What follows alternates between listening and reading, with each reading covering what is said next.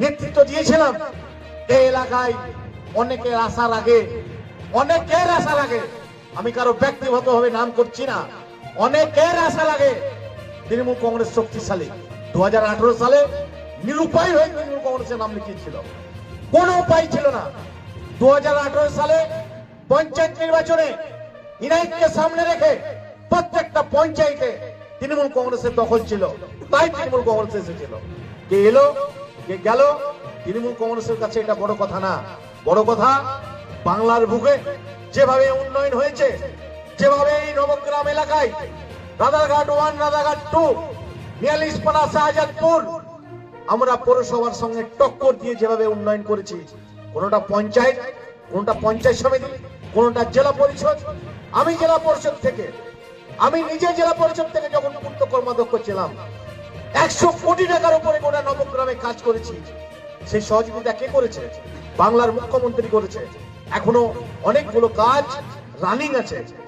সেই জায়গায় দাঁড়িয়ে নবগ্রাম বিধানসভার বুথ ভিত্তিক প্রত্যেকটা কর্মীদের কাছে আমরা আবেদন করব যে আপনারা কোন রকম কোন রাজনৈতিক দলকে 1 ইঞ্চি জায়গা ছেড়ে দেওয়ার কোনো প্রশ্ন নাই। কারণ এখানে পুনম জিতবে, 100% জিতবে এবং সরকার আবার গড়বে।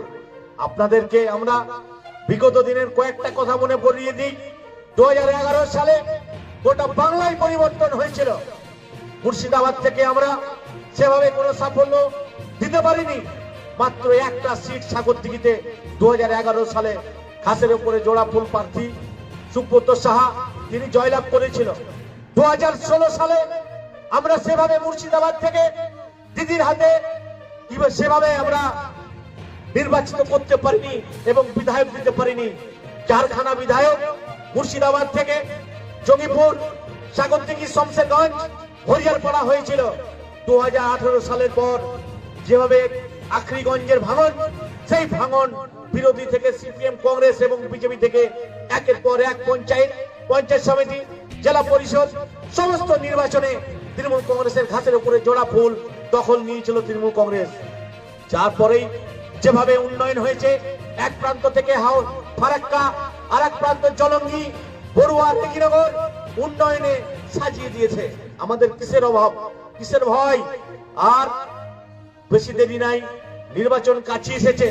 প্রত্যেকটা কর্মীদের কাছে আমাদের অনুরোধ যে আপনারা এই নির্বাচনটাকে একটা প্ল্যান, একটা পরিকল্পনা তৈরি করে, প্রথম ফেজ দেওয়াল লিখা, পোস্টার টাঙানো, ফিস্টন টাঙানো, ব্যানার টাঙানো, দ্বিতীয় ফেজ গ্রুপ মিটিং করা, এলাকায় কর্মীদেরকে নিয়ে বসা, কোন জায়গায় হয়তো কোনো মেম্বারের সঙ্গে বুথ সভাপতি এবং পাড়ার কর্মীদের ভুল বোঝাবুঝি থাকতেই পারে, খুব তাড়াতাড়ি সেটাকে মিটিয়ে নিয়ে দলের মেন স্রোতে কাজ করা, বাড়ি বাড়ি প্রচার করা এবং মিটিং মিছিলে।